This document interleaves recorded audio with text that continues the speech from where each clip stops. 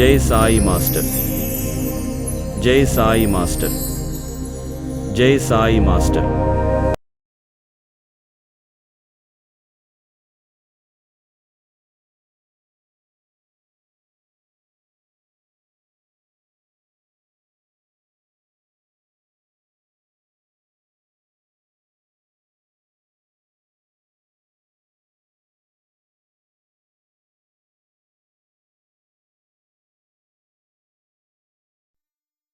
జై సాయి మాస్టర్.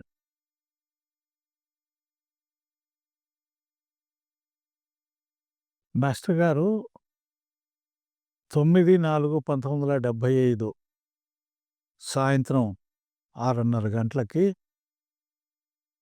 గొప్ప ధ్యానంలో ఉండడం జరిగింది.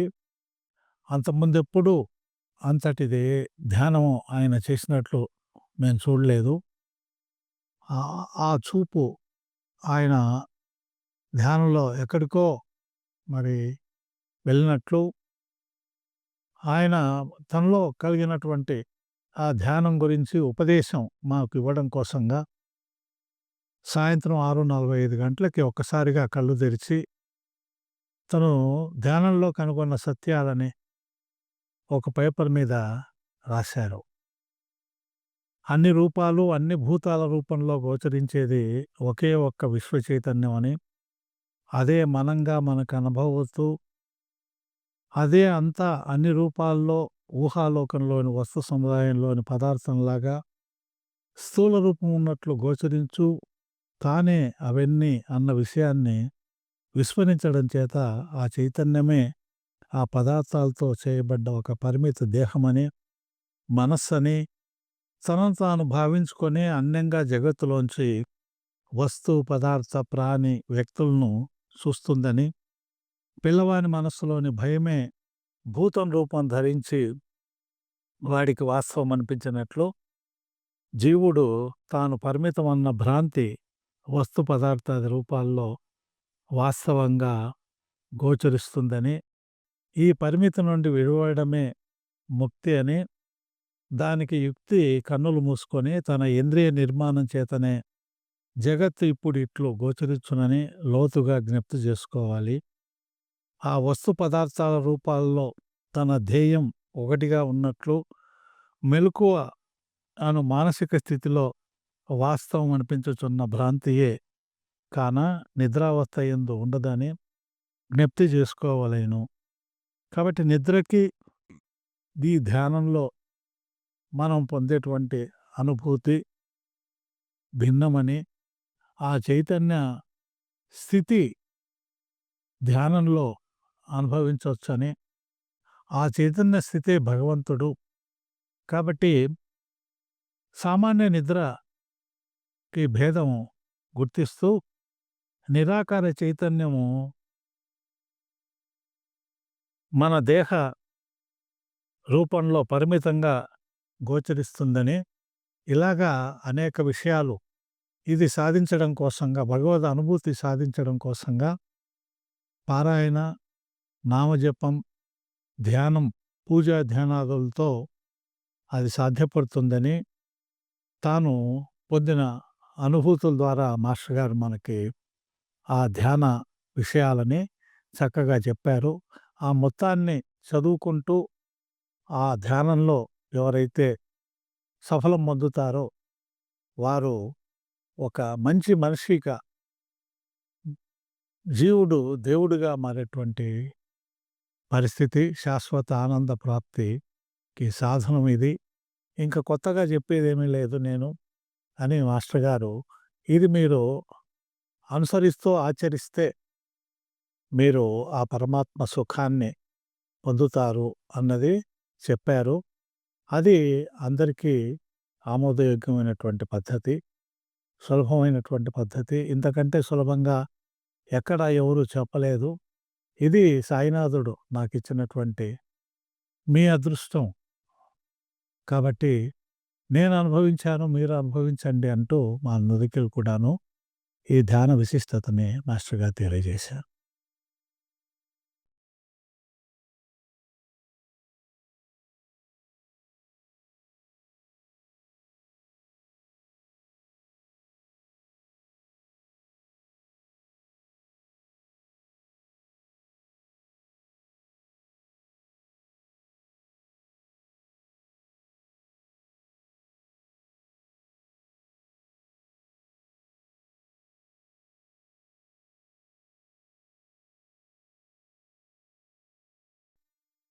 జై సాయి మాస్టర్.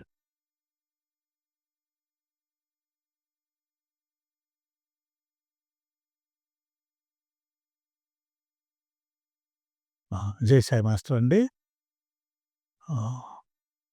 పీజీ అయిపోయిన తర్వాత మాస్టర్ గారి సన్నిధికొచ్చి ఏం చేయాలి నేను అని డిగ్రీ అయిపోయిన తర్వాత వచ్చి కూర్చుంటే పీజీ చేయమని చెప్పారు. పీజీ అయిన తర్వాత ఏం చేయాలి?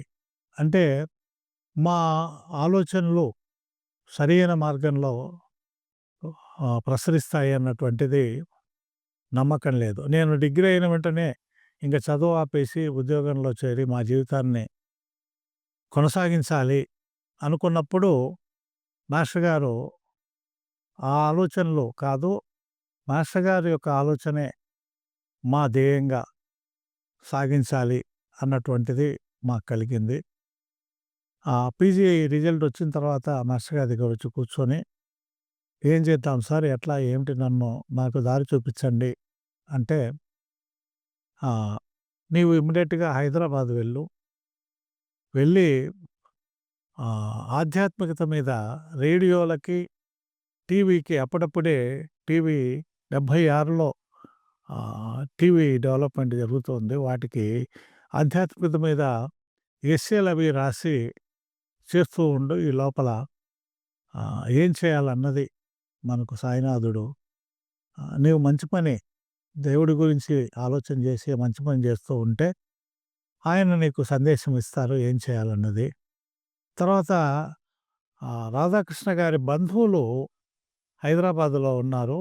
వారి ద్వారా ఒకవైపు ఉద్యోగ ప్రయత్నం చేస్తూ ఉండు అని రాధాకృష్ణ గారు తెలుగు లెక్చరరు, వారి ద్వారా ఒక లెటరు తీసుకుపోమ్మని, అక్కడ పలానా వాళ్ళు వాళ్ళ బంధువుల ద్వారా ఉద్యోగ ప్రయత్నం చేయమని కూడా చెప్పారు.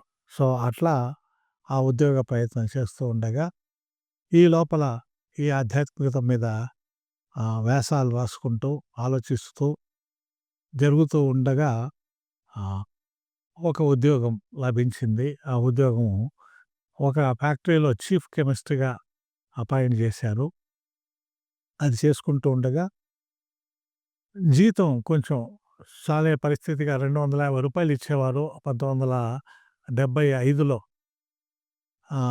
అక్కడ ఖర్చులకి అదే ఆలోచిస్తుండగా వార్నర్ హిందుస్థాన్ అని ఇంకొక కంపెనీలో అక్కడ ఇంటర్వ్యూకి ఒక తెలిసినటువంటి వ్యక్తి అరేంజ్ చేశారు. ఆ ఇంటర్వ్యూకి వెళ్ళినప్పుడు వాళ్ళు అక్కడ ఉద్యోగం ఇచ్చి జీతం సుమారు రూ. 1000 పైగా పెరగడం జరిగింది. ఆ విషయాన్ని మాస్టర్ గారికి తెలిస్తే చాలా సంతోషంగా, మా గోవిందప్ప హైదరాబాద్లో రూ. 1000 కంటే ఎక్కువ జీతాన్ని సంపాదిస్తున్నాడని నలుగురికి ఆయన సంతోషంగా చెప్పుకోవడం అన్నది నాతో చాలామంది పంచుకున్నారు. మేము హాయిగా ఉంటే, ఆనందంగా జీవిస్తూ ఉంటే మాస్టర్ గారికి సంతోషపడేటువంటి వారు. అట్లా చేస్తూ ఉండగా మాస్టర్ గారు అక్కడ హైదరాబాదులో పనిచేసే తన ఓల్డ్ స్టూడెంట్ ఒక అతనికి ఉత్తరం రాస్తూ, గోవిందప్పకి ఇంకా మంచి ఉద్యోగం ఏదైనా సజెస్ట్ చేసి చూస్తే బాగుండు మీరు అని భక్తవత్సలం అనేటువంటి ఒక సివిల్ ఇంజనీర్కి మాస్టర్ గారు ఉత్తరం రాశారని, ఆ విషయాలన్నీ నాకు తర్వాత తెలిసాయి. అతను సార్, మేము ఓన్లీ డిగ్రీ స్టూడెంట్మే ఇంజనీరింగ్లో, ఆయన పీజీ చేసినాడు, ఆయనకు మేము ఉద్యోగం చూసేది ఏమిటి సార్ అని అంటే, అట్లయితే నేనే చూస్తాలే, అయినా నేను గోవిందప్పని విద్యానగర్కు నా దగ్గరికి తెచ్చుకోవాలనేటువంటి మనస్సు కలుగుతోంది, నా దగ్గర ఉండాలి, నా కుడిభుజంగా ఇక్కడ వర్క్ చేయాలి ఇక్కడ జరిగే కార్యక్రమాలకి అని చెప్పని అన్నాడని. ఆ తర్వాత విద్యానగర్లో కెమిస్ట్రీ పోస్టుకి అడ్వర్టైజ్మెంటు జమీన్ రైతులో చూశాను నేను. చూసి అప్లై చేశా. జస్టు మాస్టర్ గారు కొన్ని పనులు చెప్తారు హైదరాబాద్లో ఉండగా, వాళ్ళకి పలానా అప్లికేషన్ పంపించు, వీళ్ళకి ఇట్లా ఉత్తరం రాయి అంటే, నాకు ఖాళీ ఫ్యాక్టరీ పని చూసుకొని సిటీకి వచ్చేటప్పటికి పోస్ట్ ఆఫీసులు, మామూలు పోస్ట్ ఆఫీసులు ఉండవు, రాత్రి 10:30 ఆ ప్రాంతంలో జనరల్ పోస్ట్ ఆఫీసు అబిడ్స్‌లో అది ఓపెన్ అయ్యి ఉంటుంది. 11:30 దాకా రాత్రి పనిచేస్తుంది. సో, ఆ 11 గంటలకి అట్లా అబిడ్స్‌కొచ్చి అక్కడ ఒకతను ఎవరో నెల్లూరు అతను జమీన్ రైతు పేపర్ పెట్టుకొని చదువుతూ ఉన్నాడక్కడ ఆ సమయంలో. హ్మ్. యాదృచ్ఛికం అది. నేను పక్కన పోస్టింగ్ అది చేస్తూ ఉంటప్పుడు ఆ పేపర్‌లో చూస్తే NBKR ఎస్‌ఆర్‌డీఏ college Vidyanagar, Nellore district అనని ఒక క్యాప్షన్ కనపడింది. అడ్వర్టైజ్‌మెంట్ తీసుకొని చూసా. ఆహ్, చూసిన తర్వాత వెంటనే ఇంకొకతను అంటే 11:30 అయింది కాబట్టి షాపులేమి ఉండవు అప్పుడు. అప్లికేషను పంపించడం కోసంగా ఒక వైట్ షీట్ దొరికితే చాలు. నేను చదివిన కాలేజే కాబట్టి అందరూ నాకు పరిచయస్తులే. అప్పుడు పనిచేస్తున్న ప్రిన్సిపల్ బాలకృష్ణారెడ్డి, మిగతా స్టాఫ్ అందరూ నాకు గుర్తుల్యులే. కాబట్టి అప్లికేషన్‌ను వెంటనే పోస్ట్ చేయడం కోసంగా ఒకతను ఒక పెద్ద టావు పెట్టుకొని ఉత్తరం రాస్తున్నాడు. ఆయన రిక్వెస్ట్ చేసి, "అయ్యా! ఒక క్వార్టర్ సీట్ నాకు కట్ చేసి ఇస్తావా?" అనంటే పాపం ఆయన ఇచ్చాడు. ఆ క్వార్టర్ సీట్‌లో అప్లికేషన్ రాసి నేను వన్ ఆఫ్ ది క్యాండిడేట్‌గా కన్సిడర్ చేసి చేయండి. నాకు ఇంటర్వ్యూ పంపించండి. I will attend the interview అని చెప్పని ప్రిన్సిపాల్ గారికి జస్ట్ ఒక రిక్వెస్ట్ లెటర్ ఏమీ కాపీస్ ఏమీ లేకుండా నా ఎడ్యుకేషనల్ క్వాలిఫికేషన్స్ ఊరికే మెన్షన్ చేస్తూ అందులో లెటర్‌లో పంపించాను. వాళ్ళు నాకు ఇంటర్వ్యూ పంపించారు. ఎందుకంటే గోవిందప్ప విద్యానగర్ ఎప్పుడూ వస్తుంటాడు భరద్వాజ్ గారి కోసం. నేను ఇట్లా అప్లై చేస్తే నాకు ఇంటర్వ్యూ పంపించలేదు అని అడుగుతాడని ఆ ప్రిన్సిపలు నాకు ఆహ్, ఇంటర్వ్యూకి అటెండ్ కమ్మని లెటర్ రాశాడు.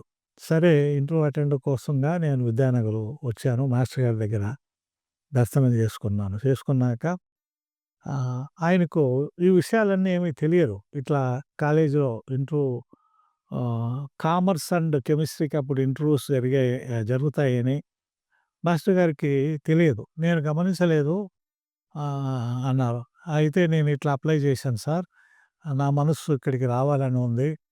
మీరు వా ఆశీర్వదించండి. బాబాకు చెప్పండి.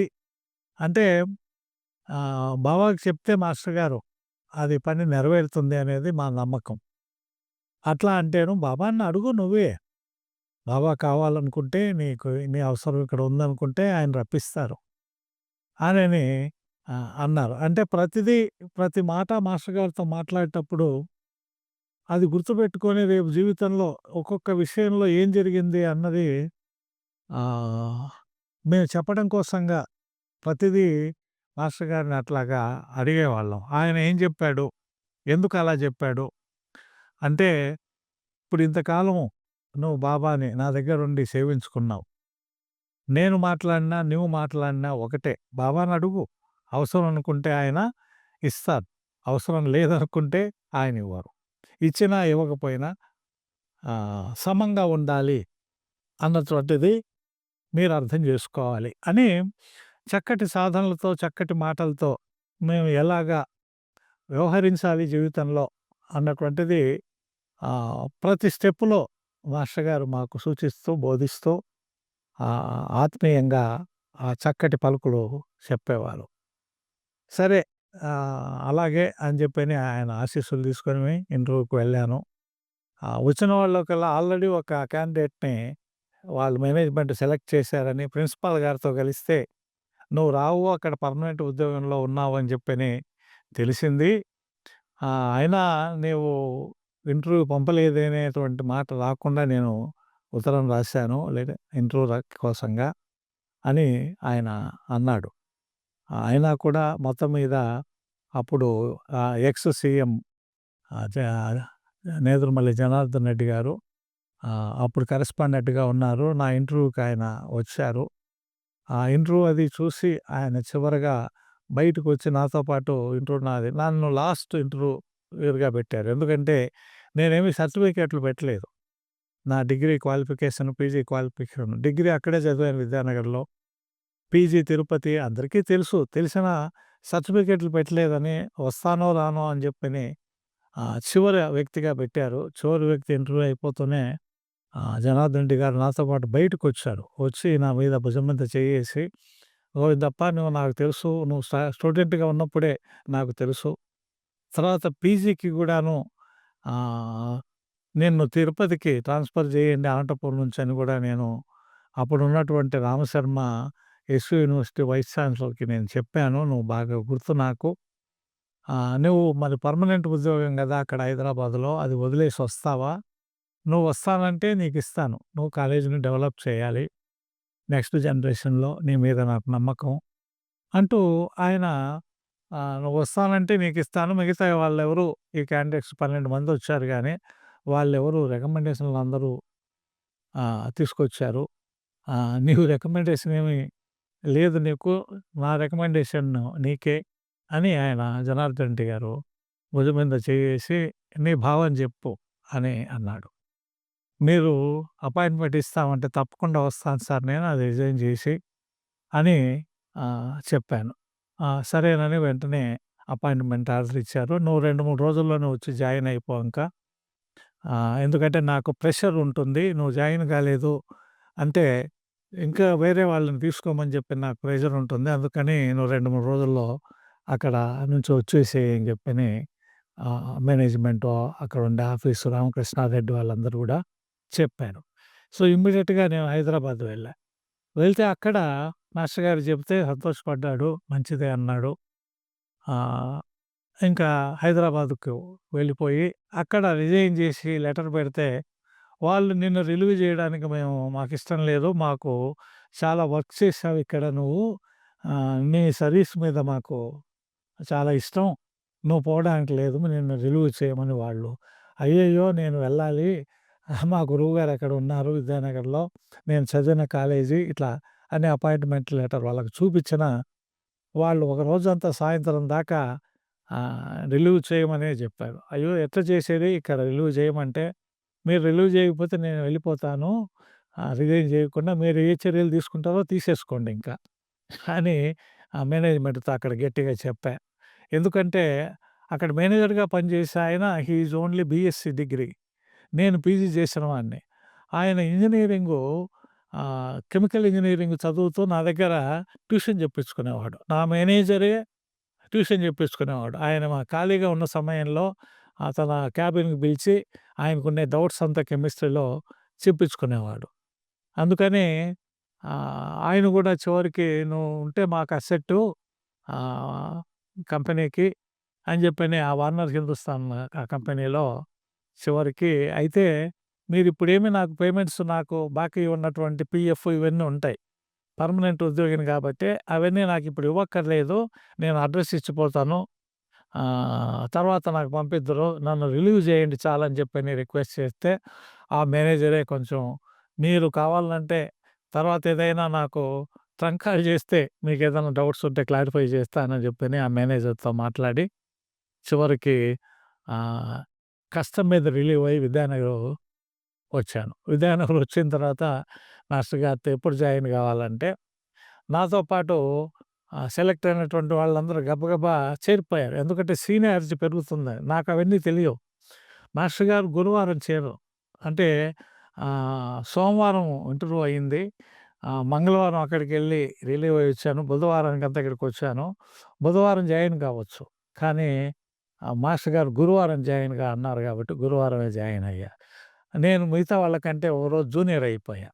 అయితే నా పోస్ట్ పర్మనెంట్ పోస్ట్ ఇక్కడ గూడాను. యూజీసీ లెక్చరర్‌గా పర్మనెంట్ పోస్టు. వాళ్ళవి టెంపరరీ పోస్టులు వాళ్ళకి. ఆ! ఏదైనా పర్వాలేదు మాస్టర్ గారు ఎటు చెప్తే అట్లా అని అలా జాయిన్ అయిపోయాం. వెంటనే ఇంకా మాస్టర్ గారు ఆహ్, అప్పుడు 75లో 1975లో ఆహ్, వాకాడ్‌లో యజ్ఞం జరుగుతూ ఉండింది. ఆ యజ్ఞంలో హైదరాబాద్ నుంచి నారాయణ మహారాజ్ గారని చెప్పని వారు మాస్టర్ గారిని మీరెట్లైనా సరే ఇక్కడ విద్యానగర్‌లో మా బాబా సాయినాథుల వారి మందిరాన్ని కట్టించాలి. మీ బాధ్యత తీసుకోండి అని మాస్టర్ గారికి గట్టిగా చెప్పటం.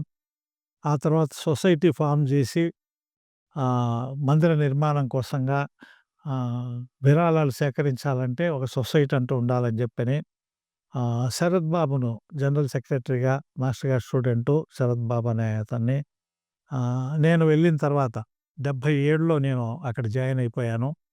77 నుంచి ఆలోచనలు చేస్తూ society Shirdi Sai cultural mission అని చెప్పని ఒక సొసైటీని ఫార్మ్ చేసి, తద్వారా మన మందిర నిర్మాణం కోసం ఈ మాస్టర్ గారి యాక్టివిటీసు, బాబా ప్రచారం ఇవన్నీ చేయడానికి మనం విరాళాలు తీసుకుంటే గవర్నమెంట్‌కి మనము సమాధానం చెప్పాలి. ఇన్‌కమ్ టాక్స్ డిపార్ట్‌మెంట్‌కి సమాధానం చెప్పాలి కాబట్టి ఒక సొసైటీ ఉండాలని, ఆ సొసైటీ మెంబర్స్ ఇట్లా ఫార్మ్ చేయాలని చెప్పని ఆ కార్యక్రమం స్టార్ట్ అయింది. తర్వాత మందిర నిర్మాణం కోసం ప్రయత్నం చేశారు మాస్టర్ గారు.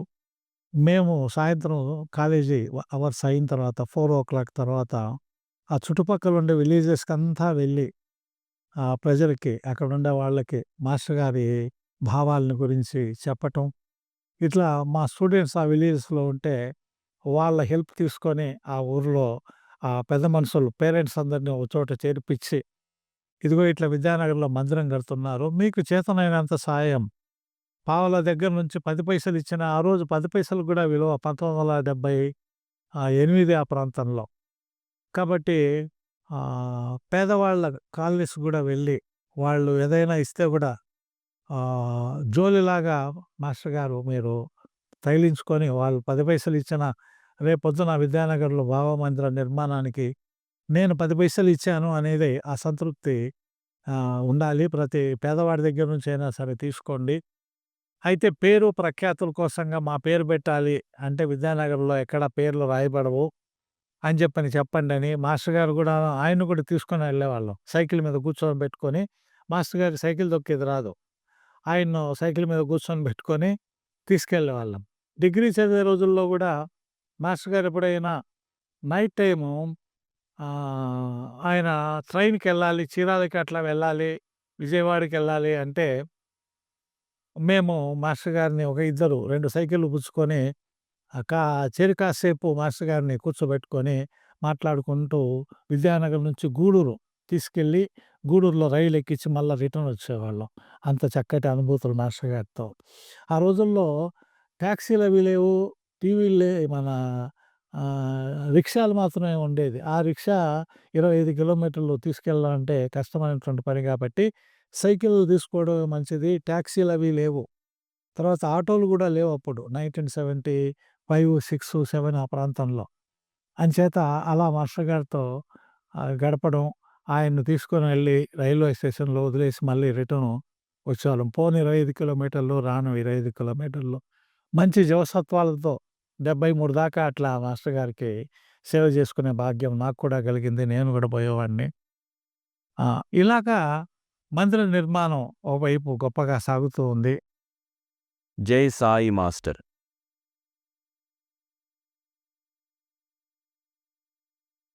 విషయాలు కరుణాలయం అని మాస్టర్ గారు మా సహచరుడైనటువంటి వాళ్ళు మందిరం గురించి విశేషాలు మాస్టర్ గారు కూడాను సాయిలీలామృతంలో మందిరం గురించి చక్కటి విషయాలు రాశారు.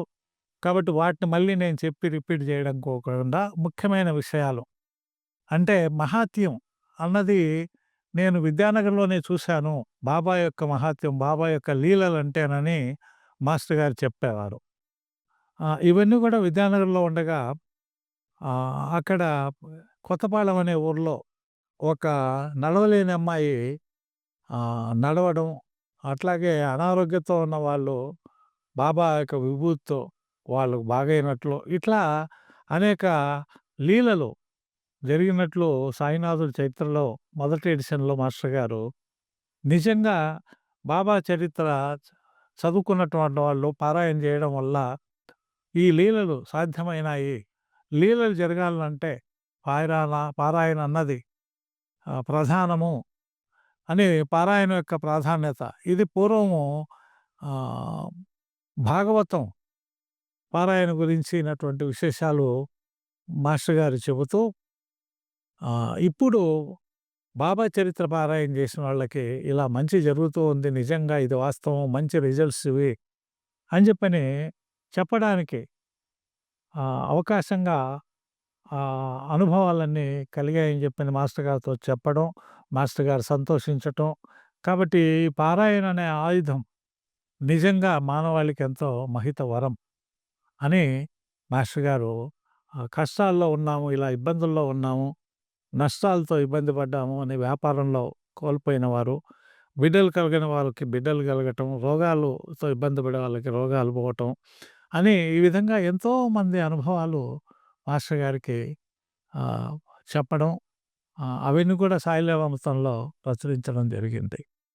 ఇలాగా జరుగుతున్నటువంటి సంతోషకరంగా ఉండి కుంభాభిషేకం 1981లో మందిర కుంభాభిషేకం మార్చి 12, 1981లో పూర్తయిన తర్వాత అనుకోని దుర్ఘటన మాస్టర్ గారి మీద నిందలు మోపుతూ అక్కడ మాస్టర్ గారి స్టూడెంట్‌గా ఉన్నటువంటి కుర్రాడు దామోదర్ రెడ్డి అనేటువంటి కుర్రాడు మాస్టర్ గారికి స్టూడెంటు.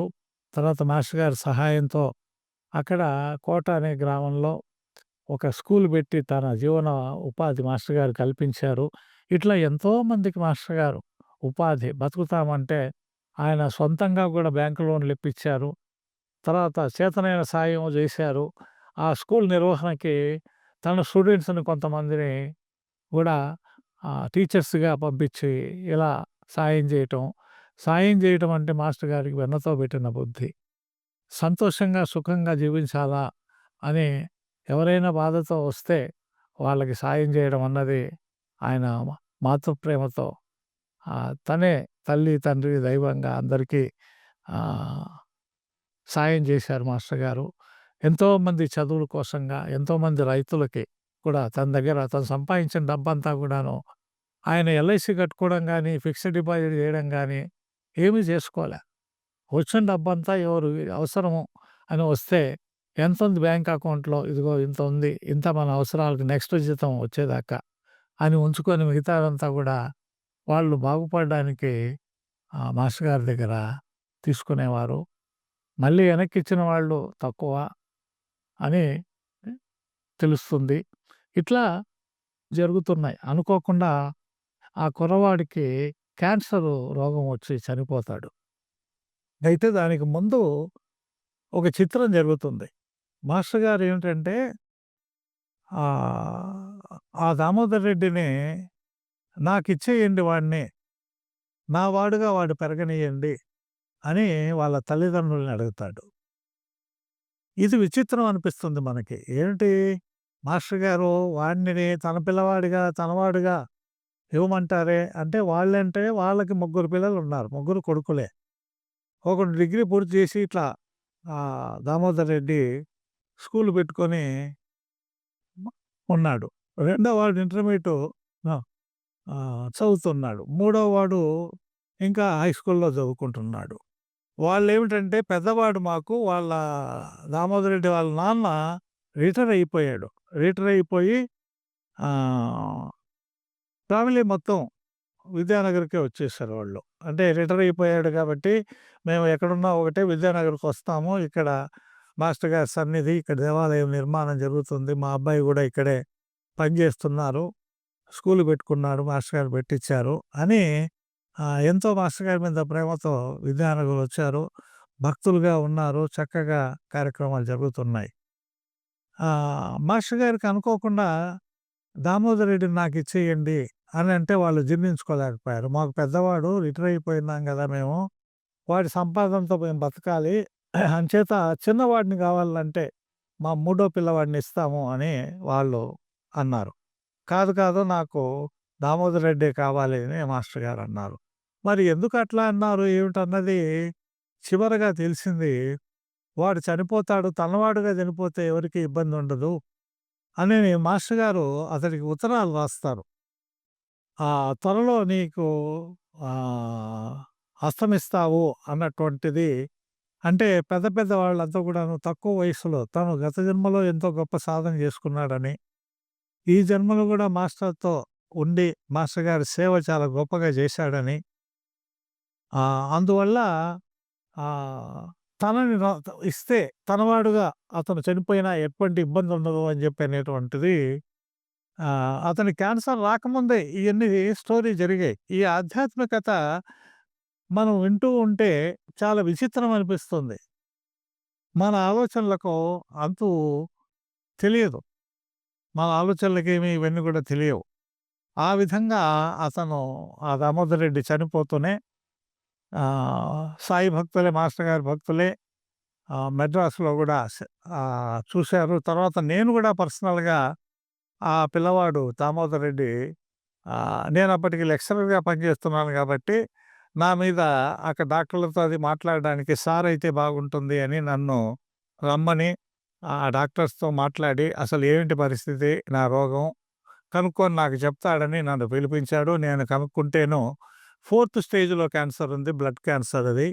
ఇంక నెల రోజుల కంటే ఎక్కువ బతకడు. మీరేదన్నా పనులుంటే చూసుకోండి అని వాళ్ళు నాతో జెప్పారు. ఆ విషయము వాళ్ళ తల్లిదండ్రులతో, అతనితో చెప్తే నెల రోజుల కంటే ముందే పోతాడేమో అనని ఇది వాళ్ళు వైద్యం చేస్తున్నారు అని నేను సందిగ్ధంగా చెప్పా వాళ్ళకి. ఉన్న విషయం ఏమో ఓపెన్‌గా చెప్పకుండా అపాయం జరుగుతుందేమో, ముందే పోతాడేమో, మరి మాస్టర్ గారి దయ ఎట్లుందో తెలీదు మనకు. కాబట్టి వాళ్ళు మందులవి వాడుతున్నారు. ఆ ప్రొసీజర్ అన్నీ చెప్పారు. మందులు వాడుతున్నారు, ఇట్లా చేస్తున్నారని మాత్రమే నీకు ఫలానా వ్యాధిని కూడా నేను బయటికి ఎక్స్‌ప్రెస్ చేయకుండా అనారోగ్యత ఉంది. వాళ్ళు పూర్తిగా ఇంకా ఆహ్, మందులు వాడుతున్నారు అనేటట్లుగా మధ్యస్థంగా చెప్పి వచ్చాను. ఆ తర్వాత 15 రోజులు, 20 రోజులకంతా చనిపోయాడు. తీసుకొచ్చిన తర్వాత ఆ శవాన్ని ఎక్కడ పెట్టాలి? వాళ్ళ ఇంటికి తీసుకుపోతే వాళ్ళ అమ్మ గొడవ చేసి ఇప్పటిదాకా వాడు అంటే మాస్టర్ గారి మీద భావాలు మారిపోయినాయి. మాస్టర్ గారిని తిట్టడం మొదలుపెట్టారు వాళ్ళు ఫ్యామిలీ మెంబర్స్. వాళ్ళు ముఖ్యంగా వాళ్ళ అమ్మ. దామోదర్ రెడ్డి వాళ్ళ అమ్మ మాస్టర్ గారిని ఆహ్, కొంచెం దూషించటం, అట్లా దూషణ చేస్తూ మాకు చచ్చిపోయిన తర్వాత వాడితో మాకేమవసరం? అక్కడికే తీసుకుపోండి అనని మాస్టర్ గారి దగ్గరికి తపోవనం దగ్గరికి వాళ్ళు అప్పుడు మాకు కమ్యూనికేషన్ వచ్చింది. అతను చనిపోయాడు. వాళ్ళు టాక్సీలో తీసుకొస్తున్నాము అని చెప్పని లక్ష్మి అక్క వాళ్ళు కొంతమంది కలిసి మెడ్రాస్‌లో హాస్పిటల్‌లో సేవ చేసి ఆ పిల్లవాడికి చనిపోయిన తర్వాత టాక్సీలో విద్యానగర్‌కి తీసుకొని వస్తున్నట్టుగా తెలిసింది. తెల్లవారుజామున 3 గంటలకి అట్లా ఆ బాడీని తీసుకొచ్చారు. తీసుకొచ్చిన తర్వాత మరి వాళ్ళు ఇట్లా అంటున్నారు మాస్టర్ గారు ఏం చేద్దాము అంటేను, వాడు నిన్నటి మొన్నటి దాకా ఈ తపోవనంలో ఇక్కడనే ఉండి సర్వీస్ చేశాడు. వాడిని లోపలి తపోవనంలోనే పడుకోబెట్టండి అని చెప్పని మాస్టర్ గారు చెప్పారు. చెప్పిన తర్వాత ఆయన ఇట్లా శవాన్ని ఎవరైనా ఇంట్లో ఉంచుకుంటారా? సామాన్యంగా ఎవరు శవాన్ని అందులో పరాయివాడు అంటే తన బంధువు కాదు ఆ అబ్బాయి. ఆహ్, తనకు స్టూడెంట్‌గా ఉండి తనకు ఆహ్, ఆధ్యాత్మికంగా బాబా కార్యక్రమాలు వాటిల్లో పాల్గొంటూ ఉన్నటువంటి వ్యక్తే దామోదర్ రెడ్డి. కానీ ఆత్మీయంగా నిన్నటిదాకా వాడిక్కడే ఉన్నాడు. లోపలే పడుకోబెట్టండి అని చెప్పినటువంటి ఒక మంచి నిర్ణయం మాస్టర్ గారు చెప్పడంతోటి, ఆయన్ని అనుసరించడమే మా పద్ధతి. ఎందుకంటే, మేము ఆయనకి ఏది ఎదురు చెప్పేదుండదు. కాకపోతే లోక వ్యవహారం గురించి 1 అరా 2 మాటలు చెప్తాం కానీ, ఆయన బాబా సందేశం ఏమిటి? అసలు ధర్మం ఏమిటి? నీతి ధర్మాల గురించి ఎలా వ్యవహరించాలన్నది బాగా తెలిసిన వ్యక్తి కాబట్టి మాస్టర్ గారు పడుకోబెట్టారు. లోపల ఆ శవాన్ని పడుకోబెట్టాం. పొద్దున లేసి ఏం జేయాలా అని అక్కడున్నటువంటి మాస్టర్ గారి భక్తులనండి, మాస్టర్ గారి స్టూడెంట్స్ అనండి అందరం కలిసి శవదహనము అవన్నీ శవాన్ని తీసుకోవడం. వాళ్ళ తల్లిదండ్రులేమి బాధ్యత తీసుకోలేదు కాబట్టి మేమే తీసుకుంటాం. ఇట్లా చేద్దాం మాస్టర్ అంటే, అలాగే తప్పేం లేదు అని చెప్పని మాస్టర్ గారు గూడా వచ్చారు. శవదహనం అది జరిగింది. ఆ కార్యక్రమం పూర్తయింది. తర్వాత లోకల్స్‌గా నెగెటివ్‌గా ఉన్నటువంటి వాళ్ళు దేవుడు నమ్మనటువంటి కొందరు వ్యక్తులు మాస్టర్ గారి మీద ధ్వజమెత్తి మాస్టర్ గారిని చాలా ఇబ్బందులు పెట్టడం. తర్వాత మేనేజ్‌మెంటు బంధువు ఒక కుర్రాడు. ధనంజయ రెడ్డి అనేటువంటి ఆ కుర్రాడు మాస్టర్ గారి మీదకి మేమంతా కలిసి మాట్లాడుకుంటూ ఉండగా ఆహ్, సుధాకర్ రెడ్డి అని లెక్చరరు ఆ మాస్టర్ గారింటి పక్కన ఒక ఇంట్లో ఉండేవాడు. ఇక్కడ సత్సంగంలో ఇవన్నీ పబ్లిక్‌గా చర్చ చేసుకోవటము, బయట జనం దూషిస్తూ మాస్టర్ గారిని ఇట్లా చేస్తూ ఉంటే, వాటికి ఎట్లా సమాధానం చెప్పాలి? ఎట్లా ఎక్స్‌ప్లెయిన్ చేయాలి? అని మాస్టర్ గారు, మేము కొంతమంది సుధాకర్ రెడ్డి, నేను, హరిబాబు, తర్వాత ఊర్లో నుంచి పెద్ద మనుషులుగా అప్పుడు విలేజ్ మున్సిప్‌గా పనిచేస్తున్న రమణారెడ్డి అనేటువంటి వ్యక్తి, ఇంకొకాయన బోరింగ్ రమణారెడ్డి అని చెప్పని ఇంకొకాయన లోకల్ పెద్ద మనిషి అందరం కూర్చొని మాట్లాడుతూ ఉండగా సాయంత్రం పూట సుమారు 5:30, 6 గంటలకి ఆ ధనంజయ రెడ్డి అనే కుర్రాడు వచ్చి జోబులో ఉన్నటువంటి కత్తిని మాస్టర్ గారిని చంపేస్తానని చెప్పని మాస్టర్ గారి గుండెల మీద పెట్టేశాడు. పెట్టేసేటప్పటికి మేము చుట్టూ అక్కడే ఉన్నాం గనుక నలుగురు, ఐదారుగురు ఉన్నాం గనుక కలిసి అతన్ని పట్టుకొని, ఆ కత్తి లాగేసుకొని అతన్ని బయటికి తోసేసి, "ఇది తప్పు మాస్టర్ గారిని ఇట్లా చేయడము. నీవు తెలియక ఇట్లా చేస్తున్నావు. ఆయన తప్పు చేసే వ్యక్తి కాదు. వాడి కర్మ కొద్దీ వాడు చచ్చాడు" అని చెప్పని మేము చెప్పడానికి ప్రయత్నం చేస్తే, లోకల్‌గా ఉండే ఇంకా కొంతమంది రౌడీలు, గురవోడు అనేటువంటి ఇంకొక రౌడీ, ఇట్లా కొంతమంది వచ్చి మాస్టర్ గారిని, మమ్మల్ని దూషించడం మొదలుపెట్టారు. ఈ విషయము హాస్టల్ దాకా పాకింది. ఇట్లా అయ్యవార్లు గోవిందప్ప, సుధాకర్ రెడ్డి మాస్టర్ గారిని దూషిస్తూ రౌడీలు అల్లరి చేస్తున్నారు అని చెప్పేటప్పటికి సుమారు 400, 500 మంది స్టూడెంట్స్ వచ్చేసారు. వచ్చి ఆ రౌడీల మీదకి వాళ్ళని పట్టుకొని కొట్టేసి గందరగోళం చేస్తుంటే, "ఒరేయ్! మీరు చంపేస్తే ఏదన్నా ఆ ఇబ్బంది మాస్టర్ గారి మీదకి వస్తుంది.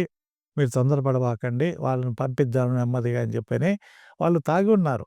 ఫుల్‌గా మత్తు సేవించున్నారు. మందు తాగున్నారు, సారాయి. అంచేత అవన్నీ ఇతరులెవరో వాళ్ళని రెచ్చగొట్టి పంపించారు అనేటువంటి విషయం అర్థమవుతుంది. ఇట్లా జరిగింది. అనుకోకుండా ఆ ధనుంజయ రెడ్డి అనేటువంటి ఆ వ్యక్తిని, అతనికి భిన్నంగా ఉన్నటువంటి టాక్సీ డ్రైవర్లు కొంతమంది మా తర్వాత రోజు అతన్ని ఆ మెయిన్ రోడ్‌లో మందిరానికి కొంచెం దూరంగా అటువైపు మెయిన్ రోడ్‌లో దుప్పటి కప్పేసి బాగా దెబ్బలు కొట్టారు. కొట్టేటప్పటికి అతను నడవలేక హాస్పిటలైజ్ అయిపోయాడు. హాస్పిటలైజ్ అయిన తర్వాత మాకు సుధాకర్ రెడ్డి గారికి ఏంటంటే, ఆ లెక్చరర్ సుధాకర్ రెడ్డి గారికి ఆయనకు తెలిసినటువంటి ఒక వ్యక్తి వచ్చి, ఇట్లా మీ మాస్టర్ గారి మీద దాడి చేయడానికి వాకాడు నుంచి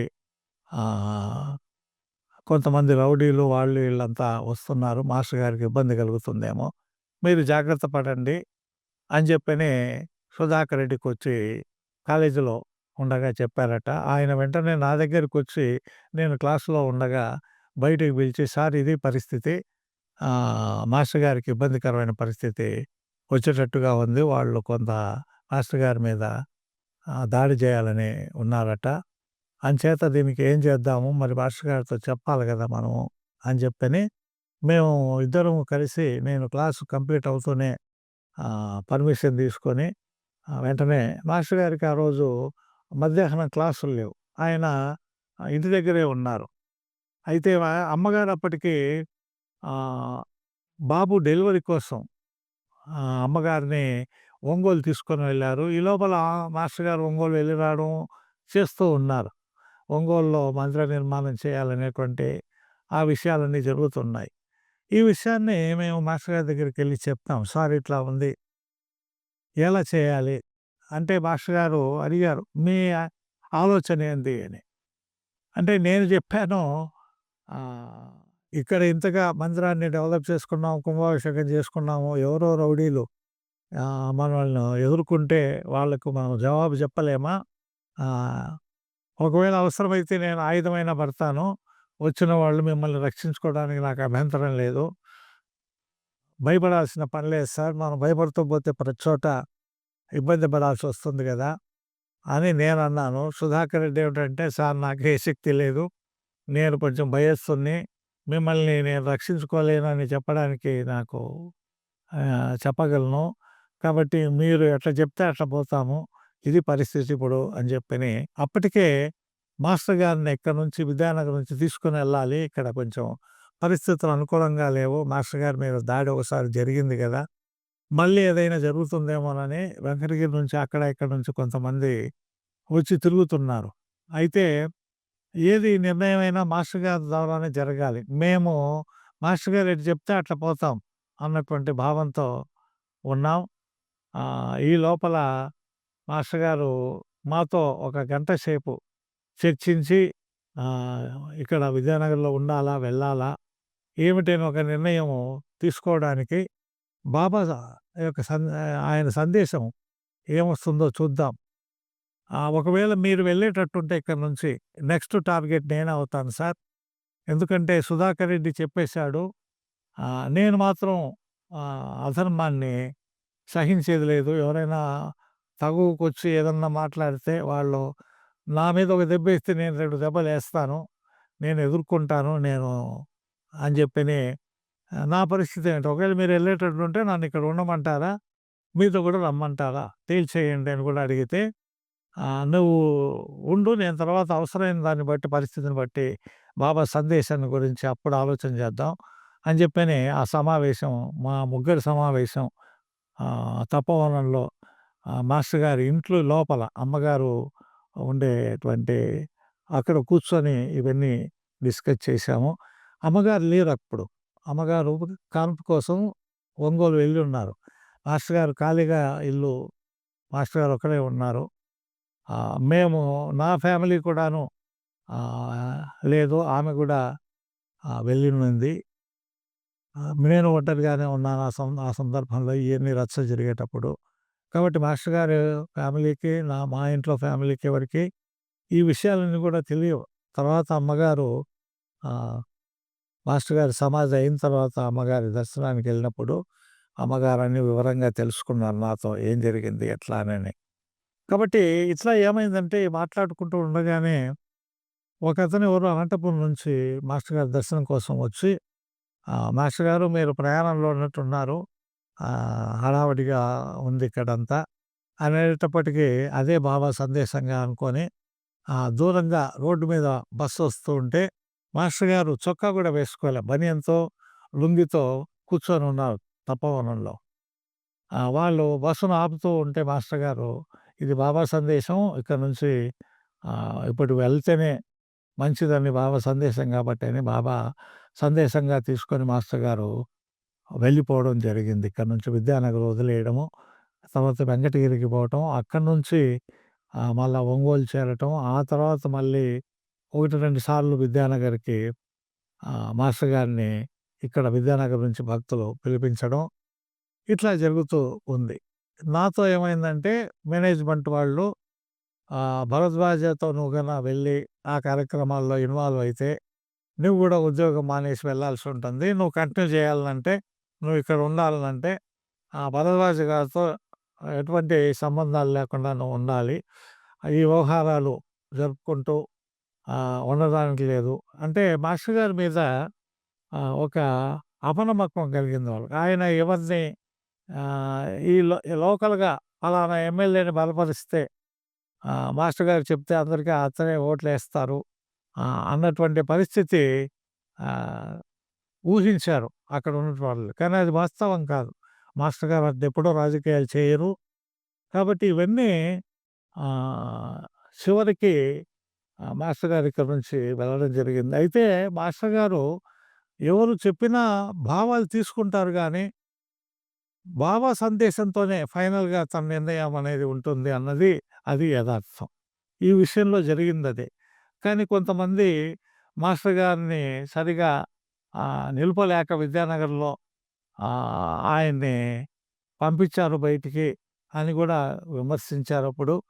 కానీ ఆయన ఎవరి విషయమైనా భావం తెలుసుకుంటారు గానీ, నిర్ణయం మాత్రం తీసుకోరు అన్నటువంటి సత్యం అందరూ గమనించాలి. బాబా సందేశంతోనే ఆయన ఇక్కడి నుంచి వెళ్ళమనడం జరిగిందని, ఆ తర్వాత కాళహస్తి వేణుగోపాల స్వామి తర్వాత మళ్ళీ విద్యానగర్‌కు వెళ్ళకు అని చెప్పని కల్లో కనిపించి సందేశం ఇచ్చినట్లు కూడా మాస్టర్ గారు ఆహ్, గ్రంథాల్లో రాశారు. తన భావాలు చెప్పారు. అంచేత నిజమైన విషయం ఏమిటి అంటే, ఎవరు భావము ఎవరు చెప్పిన విషయాన్నైనా సరే మాస్టర్ గారు ఆలోచించి ఫైనల్‌గా భావ సందేశంతోనే ఆహ్, అది అనుసరించేవారు అన్నటువంటి సత్యం యదార్థం. సో, ఇట్లాగా మాస్టర్ గారు విద్యానగర్ వదిలి వెళ్ళిపోయారు. ఆ తర్వాత మాస్టర్ గారు వెళ్ళిన తర్వాత నెక్స్ట్ టార్గెట్ నేనే అనుకున్నాను. ఆ రౌడీలొచ్చి నన్ను చాలా ఇబ్బందులు పెట్టారు. చంపేస్తామని చెప్పని అన్నారు. రకరకాల మాటలు. ఏది ఏమైనా మనకు చావు రాత. ఎందుకంటే ఇప్పటిదాకా మనం మాస్టర్ గారి సన్నిధిలో ఇన్ని మంచి పనులు బాబా మందిర నిర్మాణము, సత్సంగాలు, వ్యవహారాలన్నీ నిర్వహించుకున్నాము. ఈ ప్రిన్సిపల్స్, ఆధ్యాత్మిక ప్రిన్సిపల్స్ గ్రంథాల్లో పెద్దలు తపోధనులు, మహాత్ములు చెప్పినటువంటివన్నీ కూడా వాటి సారాంశం ఏమిటో అర్థం చేసుకున్నాము. సావు అన్నది మనకు ఎప్పుడొస్తుంది ఏమిటి అన్నది అది మన మీద మనం ఉండే పద్ధతిలో మనం ఉంటాము. అది వచ్చి తీసుకెళ్తుంది అన్నది దాని దారి దానిది. కాబట్టి చావుకు భయపడి మనము ఈ రౌడీలకు భయపడి జీవించడం, భయపడి జీవించడం అన్నది ఆ భయం అన్నటువంటి స్థితి నుంచి దూరంగానే ఉండాలని మాస్టర్ గారు యొక్క సన్నిధి మాకు తెలియజెప్పింది కాబట్టి, ఏమి జరిగినా గూడా ఎదుర్కొంటూ బాబాకి చెప్పుకుంటూ, మాస్టర్ గారికి తలుచుకుంటూ ఎందుకంటే మాస్టర్ గారు ఇక్కడ లేరు, మాట్లాడడానికి లేదు. వాళ్ళ కాలేజీ వాళ్ళకి మాట ఇచ్చాం. అయితే మేము ఎట్లుండాలో అట్లా సాధనకి అంతరాయము కొంతవరకు అయ్యో! ఇంత జరిగినే అని బాధపడడం మాత్రం జరిగింది. అయితే ఫైనల్‌గా ఒక నిర్ణయానికొచ్చి చస్తే చచ్చాము. సావనేది మనకు రాసి ఉంటే జరుగుతుంది. కాబట్టి దాన్ని తప్పించుకోవడానికి మనం ఎవరం అయితే మన పని మనం చేద్దాము. మనం ధర్మంగా మనం జీవిస్తాం. నీతివంతంగా జీవిస్తాం. మాస్టర్ చూపిన, మహాత్ములు చెప్పిన మార్గంలో వదలకుండా అది కంటిన్యూ చేశాం. అలా చివరికి ఆహ్, విద్యానగర్‌లోనే కంటిన్యూ అవుతూ తర్వాత హాస్టల్ వార్డెన్‌గా మేనేజ్మెంట్ నమ్మి ఇతను మంచివాడు అన్నటువంటి ఆ ముద్ర కంటిన్యూ అయింది. వాళ్ళు ఎటువంటి ఇబ్బంది పెట్టలేదు. తర్వాత మాస్టర్ గారిని లోపల సింగిల్ మెన్ కమిటీ పెట్టి ఆయన ఉద్యోగం నుంచి తొలగించారు. అయితే చివరగా మాస్టర్ గారు నేను ఇట్లా ఇబ్బందులు, వ్యవహారాలన్నీ ఉన్నాయి. తర్వాత నెక్స్టు ఇంక్రిమెంట్ నాకు రావాలంటే అప్పుడు రామారావు గవర్నమెంట్ 1983లో ఎంఫిల్ చేయాలి లేదా పీహెచ్‌డీ ఉన్న వాళ్ళకి మాత్రమే ఫర్దర్ ఇంక్రిమెంట్స్ ఉంటాయి అని చెప్పినటువంటి ఒక జీవో రావడంతోటి, తర్వాత కొంత ఇక్కడ అలజడి నుంచి కొంత ప్రశాంతంగా యూనివర్సిటీకెళ్ళి రిసర్చ్ చేస్తూ ఎంఫిల్ గాని, పీహెచ్‌డీ గాని డిగ్రీ కోసం ప్రయత్నం చేస్తే బాగుంటుంది అన్నటువంటి ఆలోచనతో నేను హైదరాబాద్‌కి పర్మిషన్ కోసం హైయర్ ఆహ్, హైర్ అథారిటీతో పర్మిషన్ తీసుకోవడం కోసంగా వెళ్ళినప్పుడు అక్కడ మాస్టర్ గారు హైదరాబాద్‌లో ఆయన సింగిల్ మెన్ కమిటీలో మాస్టర్ గారిని ఉద్యోగం నుంచి తీసేసిన దానికి అక్కడ ఆఫీషియల్స్‌తో మాట్లాడడానికి ఆయన వచ్చారు. ఇద్దరం అక్కడ కలుసుకున్నాం. అంతకుముందు చాలా రోజుల నుంచి నేను కలవడానికి అవకాశం లేని పరిస్థితి. ఇక్కడున్న విద్యానగర్‌లో ఉన్నటువంటి పరిస్థితుల దృష్ట్యా. కానీ విద్యానగర్‌లోనే నువ్వుండు. ఇవన్నీ మేనేజ్ చెయ్యి అని చెప్పిన దాన్ని బట్టి చావో, రేవో అంటూ విద్యానగర్‌లోనే ఉన్నాను. మాస్టర్ గారు యొక్క మాటని అనుసరించి ఉండడం జరిగింది. అప్పుడు మాస్టర్ గారు విద్యానగర్‌లో నుంచి అదే హైదరాబాద్‌లో కలుసుకున్నప్పుడు "నిన్ను చాలా మాట్లాడాలి నీతో. నీవు ఇట్లా వెంకటకృష్ణ లాయరు ఇంటి దగ్గర నేనుంటాను. నువ్వక్కడికొస్తే మాట్లాడుకోవాలి, ఎంతో మాట్లాడుకోవాలని" ఆప్యాయతతో ఆయన అన్నారు. కానీ సార్ నేను మరుసటి రోజే యూనివర్సిటీ తిరుపతికెళ్ళి అక్కడ నేను రిసర్చ్ కోసం సబ్మిట్ చేయాలి. ఈ పర్మిషన్ లెటరు ఇప్పుడు మేము కలవలేము సార్ అని చెప్పి ఆయనతో నమస్కారం చేసుకొని ఆయన చెప్పి విషయం చెప్పి సరే అట్లాగే అని అదే చివరిసారి కలవటం. ఆ తర్వాత మాస్టర్ గారు తో కలవడానికి కుదరలేదు. సమాధి అయిన తర్వాత సమాధి చెందిన రోజు, ఆ రోజు పేపర్‌లో తెలిసింది.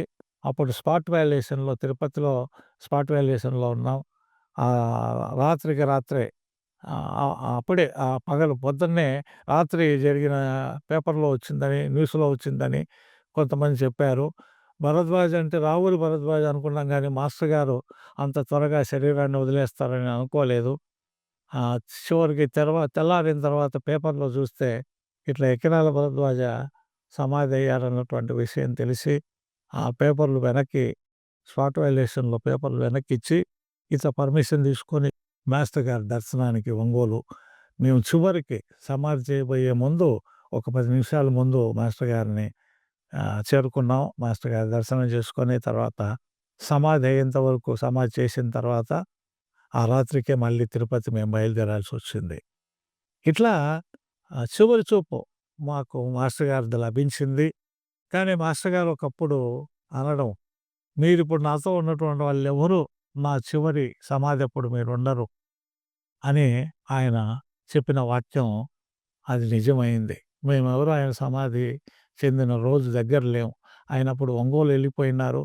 పరిస్థితులు అనేకంగా మారిపోయాయి. ఎక్కడి విద్యార్థులు అక్కడ మొట్టమొదట విద్యానగర్ బ్యాచ్‌గా ఉన్నటువంటి ఆ స్టూడెంట్స్ ఎవరు గూడా మాస్టర్ గారి చివరి సమాధి స్థితిలో లేము.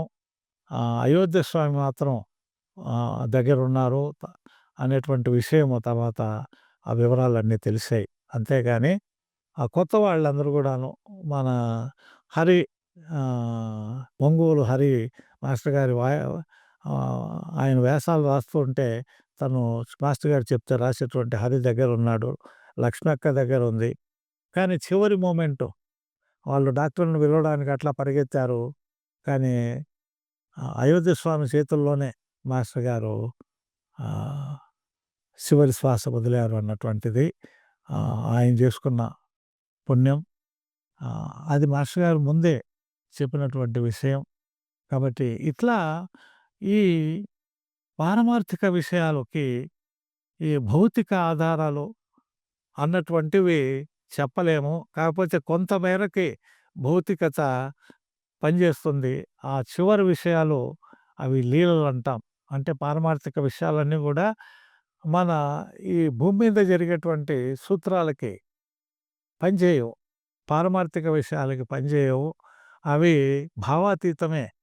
భావాలకి అనుగుణంగా ఉంటాయి గానీ, ఈ భౌతికమైనటువంటి విషయాలకు మీద ఆధారపడవు అని చివరికి అయితే అప్పటికే మేము మాలో ఒక నియమబద్ధమైనటువంటి జీవితం, దేన్నైనా ఎదుర్కొని చక్కటి జీవితాన్ని సంతోషకరమైనటువంటిదిగా తీసుకునే అలవాటు, ఆ ఆచరణ మాలో కలిగించాడు మాస్టర్ గారు కాబట్టి, ఏ విషయమైనా సరే ఆలోచించి, మన ధర్మము, నీతిని వదలకుండా మనం అనుసరించి ఎన్ని కష్టాలు ఎదురైనా కూడా కష్టం అంటే కష్టమే అని చెప్పనే ఆ కష్టాన్ని ఓపికతో ఇప్పుడు మహనీయులందరూ ఎందరో కూడా ఎన్నో కష్టాలు పడ్డారు. కాబట్టి మనదొకటి లెక్క సామాన్య మానవులం. కానీ ఫిలాసఫీ బాగా ఆచరణపూర్వకంగా అనుసరించడానికి మాస్టర్ గారు ఎంతో దోహదం చేశారు. ఒక నియమబద్ధమైనటువంటి జీవితంలో జీవించడానికి అవకాశం ఇచ్చినటువంటి మాస్టర్ గారి యొక్క బోధ మాకెంతో ఉపయోగపడింది.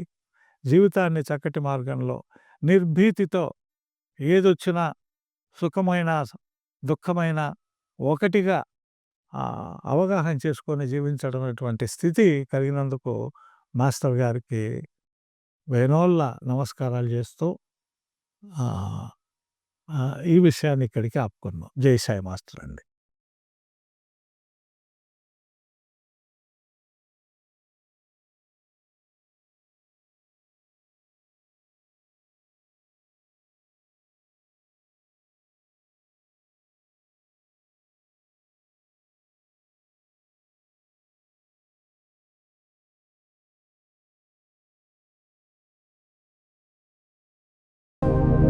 జై సాయి మాస్టర్. జై సాయి మాస్టర్. జై సాయి మాస్టర్.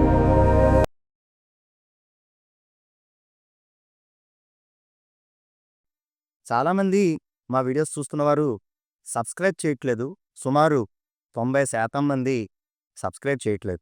మీరు ఒక్కసారి ఆలోచించండి. మీరందరూ గనక సబ్స్క్రైబ్ చేస్తే ఇంకా ఎంతో ఉల్లాసంగా, ఉత్సాహంగా ఇంకా మంచి వీడియోలు మీకు అందించాలని ప్రయత్నం చేస్తూ ఉంటాం. తప్పకుండా మీరు ఆదరించండి. మా ప్రతి వీడియోని లైక్ చేయండి. అలాగే మీకు తెలిసిన వారందరికీ షేర్ చేయండి. మర్చిపోకుండా మా ఛానల్‌ని సబ్స్క్రైబ్ చేసి ఆదరించండి. మీ ఆశీర్వాదములు అందించండి. ధన్యవాదాలు.